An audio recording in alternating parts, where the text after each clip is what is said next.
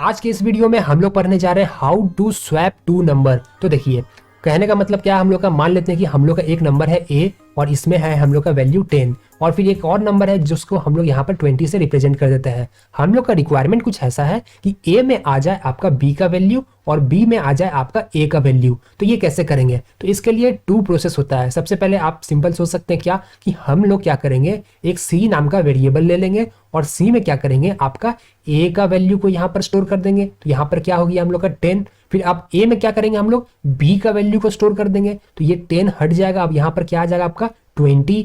और फिर हम लोग के पास क्या है, बी में ए का वैल्यू स्टोर करना है, तो जिसको हम लोग सी में सेव करके रखे हुए थे, तो सी में हम लोग क्या कर देंगे, मतलब बी में क्या कर देंगे, हम लोग जो सी में 10 था इसको वापस यहाँ पर स्टोर कर देंगे। तो देखिए क्या हुआ, पहले ए में था हम लोग का 10, अब हो गया 20, बी में था पहले 20, अब हो गया 10। तो ये हो गया विथ थर्ड वेरिएबल। हम लोग टू वेरिएबल का डेटा को चेंज कर दिए with respect to third variable. अब ये सही लॉजिक तो है लेकिन ऑप्टिमाइज लॉजिक नहीं है, क्योंकि यहाँ पर आप बिना मतलब का एक न्यू वेरिएबल डिक्लेयर कर दिए। तो चलिए सबसे पहले तो हम लोग इसको प्रैक्टिस करते हैं, उसके बाद देखते हैं ऑप्टिमाइज्ड। तो इसमें तो कोई भी दिमाग नहीं लगाना, प्रोग्रामिंग लिखेंगे। तो सिंपल मैं क्या करूंगा, यहाँ पर इंट ए इक्वल टू 10, यहाँ पर फिर से मैं यहाँ नंबर को हार्ड कोडिंग कर रहा हूँ, आप यहाँ पर यूजर का इनपुट लीजिएगा। बी में मैं कर दिया यहाँ पर 20 और सी को मैं अभी के लिए एज इट इज डिक्लेयर कर दिया। तो सबसे पहले हम लोग क्या करना है, देखिए सी में हम लोग स्टोर कर देंगे ए को, जो हम लोग यहाँ पर किए थे। फिर हम लोग क्या करेंगे, ए में स्टोर कर देंगे बी को। अब स्टोर करने के लिए हम लोग का था equal to operator. Equal to क्या करता है, राइट साइड का जो भी वेरिएबल होगा, वैल्यू होगा, जो भी होगा, उसको लेफ्ट साइड के वेरिएबल में स्टोर कर देगा। तो इसको हम लोग ड्राई रन में और भी देखेंगे। फिर लास्ट में क्या करेंगे, हम लोग बी में स्टोर कर देंगे आपका सी का वैल्यू को। अब देखिए इसको हम लोग करते हैं डिबगर में रन, डिबगर मतलब ड्राई रन में रन करते हैं। अब देखिए जब भी जेवीएम हम लोग का फर्स्ट लाइन में आएगा तो सबसे पहले क्या करेगा, ये इसको देखने को मिलेगा ए नाम का वेरिएबल है, तो यहाँ पर इसको डिक्लेयर करके 10 कर देगा और बी का भी यहाँ पर कर देगा आपका 20 और सी का देखिए यहाँ पर सिर्फ डिक्लेरेशन किया हुआ है तो मेमोरी रिजर्व कर लेगा, लेकिन अभी फिलहाल कुछ स्टोर नहीं करेगा, ये याद रखिएगा। फिर क्या होगा, नेक्स्ट लाइन में जाएगा। नेक्स्ट लाइन में हम लोग क्या कर रहे हैं, सी इक्वल टू ए। अब यहाँ पर जो मेमोरी रिजर्व किया हुआ था सी के लिए, अब वो मेमोरी का यहाँ पर पिक्चर में काम में आ जाएगा और यहाँ पर ए में जो भी वैल्यू है, ए में क्या है 10 है, तो 10 को ये सी में स्टोर करवा देगा। मतलब अब यहाँ पर हम लोग का सी में 10 आ गया। और फिर उसके बाद हम लोग क्या कर रहे हैं, ए इक्वल टू बी। बी में क्या है 20 है, 20 को ए में स्टोर करवा देगा। जो आपका राइट साइड में रहता है वो वैल्यू चला जाता है आपका लेफ्ट साइड का वेरिएबल में। तो बी में 20 जो है ये चला जाएगा ए के पास। अब ए में जो पहले से 10 था ये ओवरराइट हो जाएगा और यहाँ पर आपका क्या आ जाएगा 20 आ जाएगा। तो पहला आधा टास्क तो हम लोग का हो गया कि ए में हम लोग का बी का वैल्यू आ गया। अब बी में हम लोग को लेके जाना ए का वैल्यू। अब इसके लिए हम लोग क्या किए, नेक्स्ट लाइन में देखिए, अब हम लोग ए का वैल्यू सी में सेव कर दिए थे, तो अब हम लोग क्या कर रहे हैं, सी में जो वैल्यू सेव है उसको यहाँ पर बी इक्वल टू सी कर दिया। मतलब सी में जो 10 है अब ये बी में चला जाएगा, यहाँ पर इक्वल टू का यही काम है। तो अब देखिए क्या हुआ, ये ए का वैल्यू 20 हो गया और बी का वैल्यू 10 हो गया। तो हम लोग का जो रिक्वायरमेंट था स्वैप टू नंबर हम लोगों ने कर दिया, 10-20 को 20-10 कर दिया। ये सही है, गलत नहीं बोला जा सकता है, लेकिन सबसे इफेक्टिव वे जो होता है हम लोग का वो ये नहीं है। क्यों नहीं है, यहाँ पर बिना मतलब का हम लोग एक बिना मतलब का एक वेरिएबल को डिक्लेयर किए, यूज किए, मेमोरी का वेस्टेज।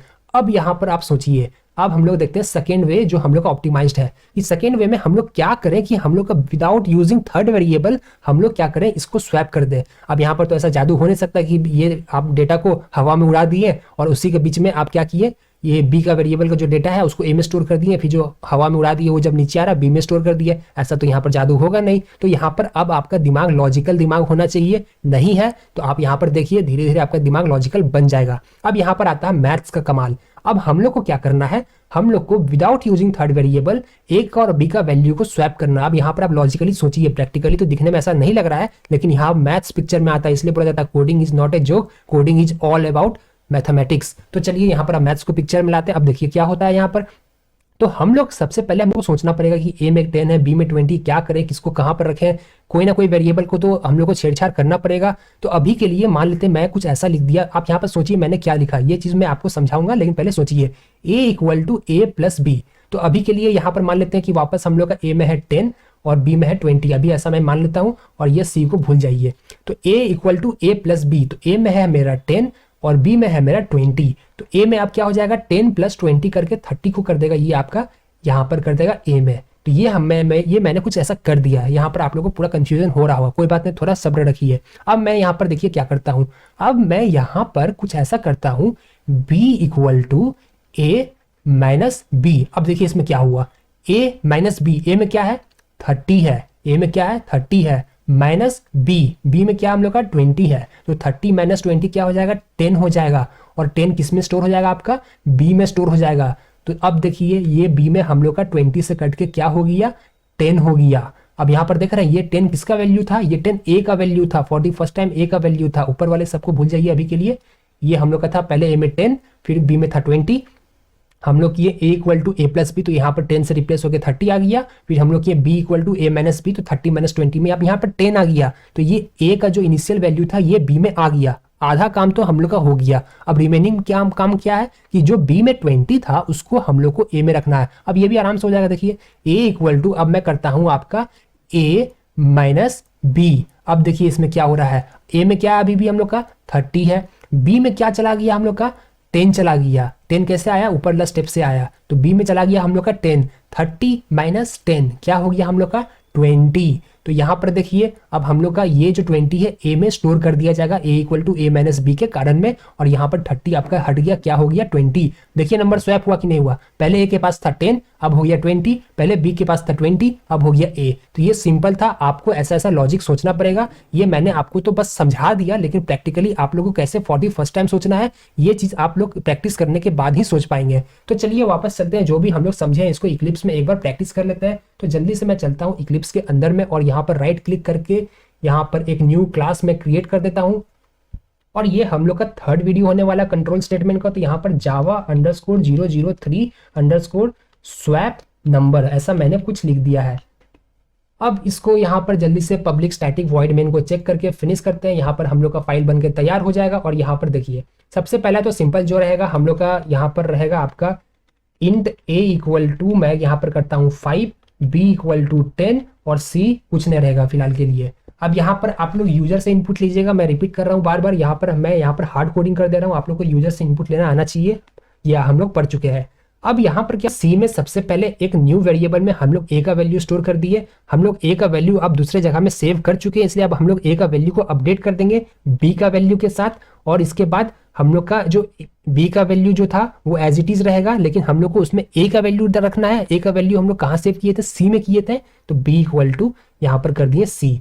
अब यहाँ पर मैं जल्दी से करता हूँ system.out.println, और यहाँ पर मैं एंटर प्रेस कर देता हूँ, और यहाँ पर मैं मैसेज प्रिंट करता हूँ आपका ए, और यहाँ पर ए के लिए मैं कर देता हूँ आपका प्लस ए, फिर यहाँ पर कॉन्कैटिनेशन मैं यहाँ पर कर रहा हूँ स्पेस देके बी, और यहाँ पर मैं बी के लिए कर देता हूँ आपका प्लस बी। अब देखिए इसको मैं क्या करूंगा, जल्दी से ये सेम लाइन को मैं कॉपी करके ऊपर भी पेस्ट कर दूंगा, क्योंकि हम लोग को पता भी तो चलना चाहिए कि पहले क्या था और अभी क्या हो रहा है।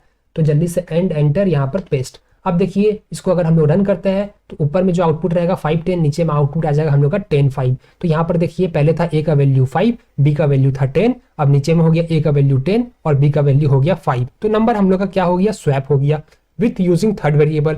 हम लोग एक और कंडीशन क्या पढ़े थे, विदाउट यूजिंग थर्ड वेरिएबल। तो उसके लिए मैं क्या करता हूँ, इसको फिलहाल के लिए करता हूँ कमेंट। और अब यहाँ पर देखिए हम लोग क्या वहां पर लॉजिक देखे थे, A equal to A plus B. मैंने क्या किया, दोनों नंबर को सम कर दिया और ए में स्टोर कर दिया, क्योंकि ये वहां पर हम लोग समझ चुके हैं। और इसके बाद में क्या करूंगा, बी इक्वल टू ए में हम लोग का दोनों का समेशन आ गया माइनस बी। और इसके बाद में यहाँ पर क्या कर दूंगा, आपका यहाँ पर बी का वैल्यू अपडेट हो गया होगा किस कौन सा वैल्यू के साथ, ए का वैल्यू के साथ।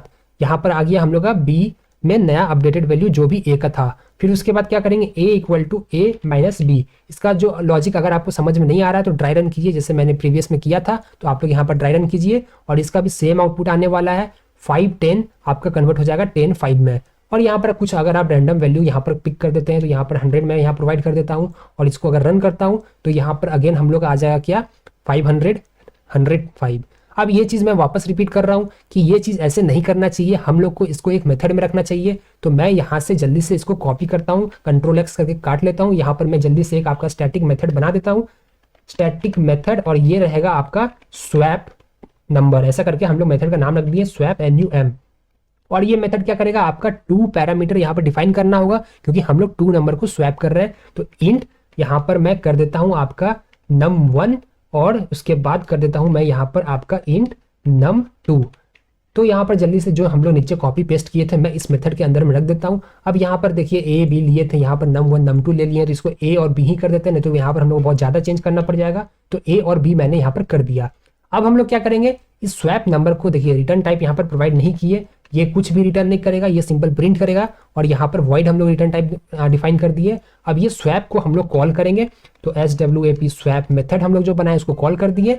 स्वैप नहीं था, स्वैप NUM था, तो यहाँ पर ऐसा कुछ लिखते हैं। और इसको चाहिए 2 यहाँ पर आर्ग्यूमेंट, तो यहाँ पर मैं 5,10 पहले प्रोवाइड करता हूँ। उसके बाद जल्दी से मैं इसको कर लेता हूँ कॉपी, और मैं यहाँ पर नीचे में प्रोवाइड करूँगा आपका 15, कुछ भी 30 मैं यहाँ पर प्रोवाइड कर देता हूँ।